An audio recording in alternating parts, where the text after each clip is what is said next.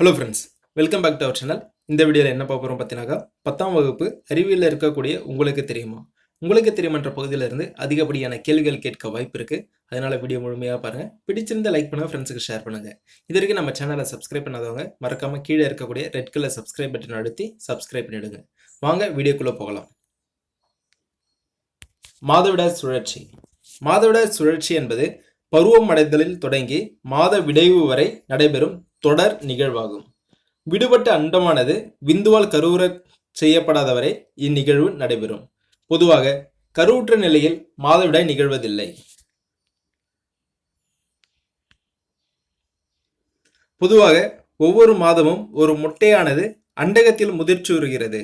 அண்டம் அல்லது முட்டையானது பாலிக்களில் இருந்து வெடித்து வெளியேற்றப்படுவது அண்டம் விடுபடும் நிலை எனப்படும்.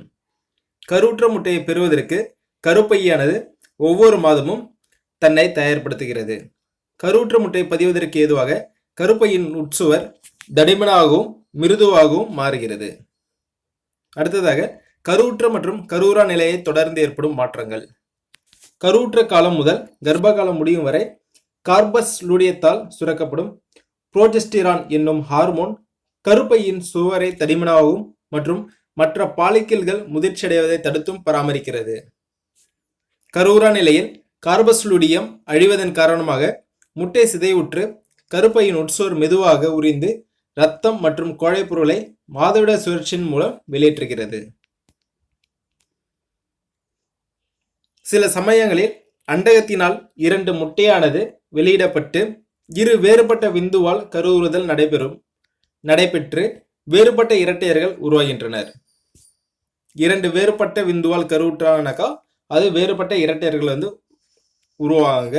ஒரு முட்டையானது ஒரு விந்துவால் கருவுறச் செய்யப்பட்டு 2 கருவாக பிளவுபட்டால் அது ஒத்த இரட்டையர்கள் உருவாகின்றனர். குழந்தை பிறப்பிற்கு பிறகு முதல் 2 நாட்களில் இருந்து 3 நாட்களுக்கு மார்பகங்களால் சுரக்கப்படும் பால் சீம்பால் எனப்படும். பிறந்த குழந்தைக்கு தேவையான நோய் எதிர்ப்பு திறனை அளிக்கக்கூடிய நோய் எதிர்ப்பு பொருளை இந்த சீம்பால் கொண்டுள்ளது. தலைகீழான சிவப்பு வடிவ முக்கோண குறியீடு இந்தியாவில் குடும்ப நல மேம்பாட்டிற்கான குடும்ப கட்டுப்பாட்டு திட்டத்தை குறிக்கிறது. இது குறிப்பாக அனைத்து மருத்துவமனைகள், ஆரம்ப சுகாதார நிலையங்கள் மற்றும் குடும்ப நல மையங்களில் காட்சிப்படுத்தப்பட்டுள்ளது. தேவைப்படுவோருக்கு குடும்ப கட்டுப்பாடு தொடர்பான உதவி மற்றும் ஆலோசனைகளை இலவசமாக வழங்கப்படுகிறது. சிறு குடும்பமே சீரான வாழ்வு என்ற வாசகத்துடன் இந்த தலைகீழான சிவப்பு முக்கோண குறியீடு காட்சிப்படுத்தப்பட்டுள்ளது. ஒவ்வொரு வருடமும் மே 28ஆம் தேதி மாதவிடாய் சுகாதார நாளாக கடைபிடிக்கப்படுகிறது. இது பெண் குழந்தைகள் மற்றும் பெண்களிடையே மாதவிடாய் சுகாதாரம் பற்றிய விழிப்புணர்வை ஏற்படுத்தி அதன் முக்கியத்துவத்தை உணர்த்துவதாகும்.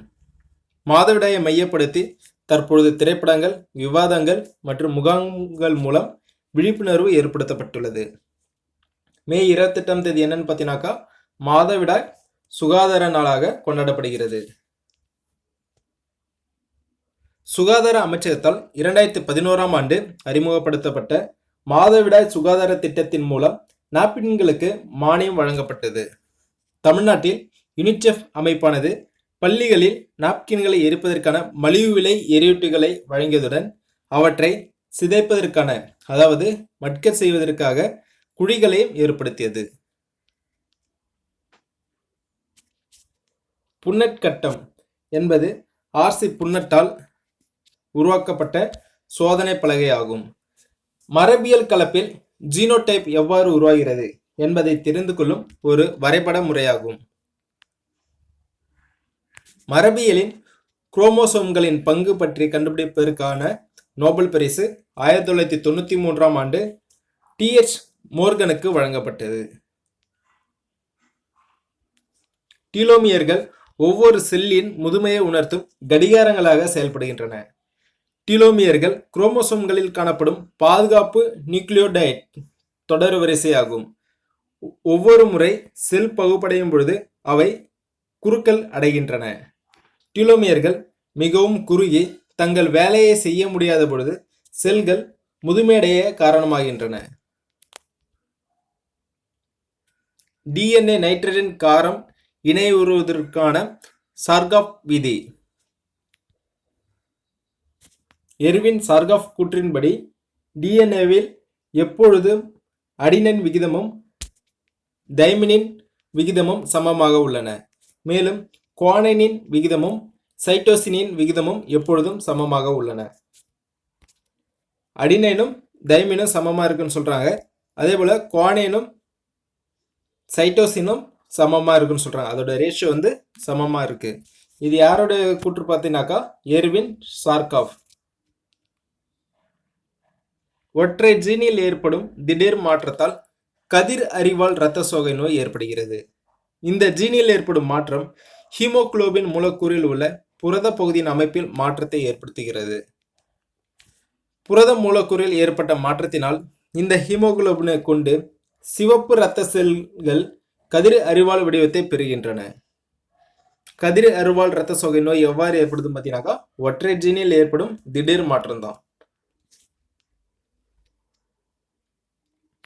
சடுதி மாற்றம் மற்றும் வேறுபாடுகளுக்கு இடையேயான தொடர்பு.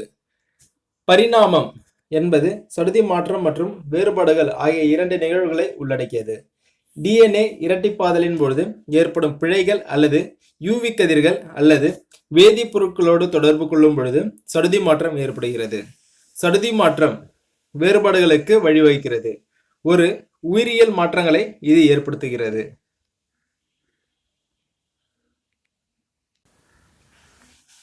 அடுத்ததாக வாழும் தொல் உயிர் படிவங்கள். இவை தற்பொழுது உயிருள்ளவை. இவை படிவமாக மாறிய முன்னோரை போன்ற தோற்றத்தை ஒத்திருப்பதால் இவற்றை வாழும் தொல் உயிர் படிவங்கள் என்கிறோம். எடுத்துக்காட்டு ஜிங்கோ ஃபைலோபா. புவி அமைப்பு கால அளவை என்றால் என்ன?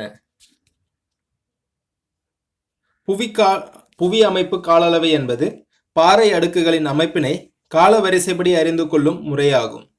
இதன் மூலம் புவி அமைப்பு வல்லுநர்கள், தொல்பொருள் ஆய்வாளர்கள் மற்றும் புவிசார் அறிஞர்கள் புவியின் வரலாற்றை காலத்தோடும் நிகழ்வுகளின் தொடர்போடும் இணைத்து விளக்குகின்றனர்.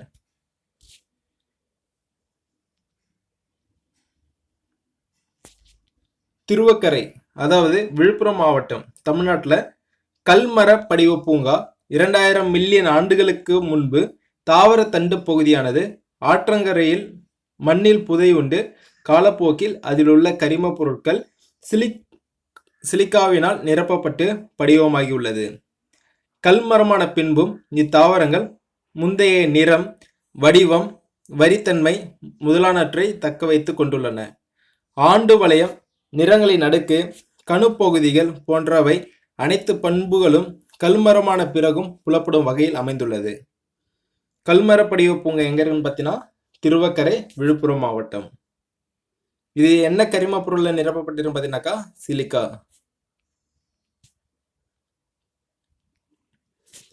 நாசா 2020 வான் உயிரியல் என்னும் திட்டத்தை உருவாக்கி அதன் மூலம் செவ்வாயின் பழமையான சூழல் குறித்தும் செவ்வாயின் மேற்புற புவி அமைப்பை குறித்தும் செவ்வாயில் உயிரிகள் இருந்தனவா என்பன குறித்தும் அவ்வாறு உயிரிகள் இருந்தால் அவற்றை பாதுகாப்பது குறித்தும் ஆய்வு செய்து வருகிறது. யாரும் பார்த்தீங்கன்னாக்கா நாசா. தேங்க்யூ ஃபார் வாட்சிங். வீடியோ பிடிச்சிருந்தா லைக் பண்ணுங்க, உங்க ஃப்ரெண்ட்ஸுக்கு ஷேர் பண்ணுங்க. இது வரைக்கும் நம்ம சேனலை சப்ஸ்கிரைப் பண்ணாதவங்க மறக்காம சப்ஸ்கிரைப் பண்ணிடுங்க. நன்றி.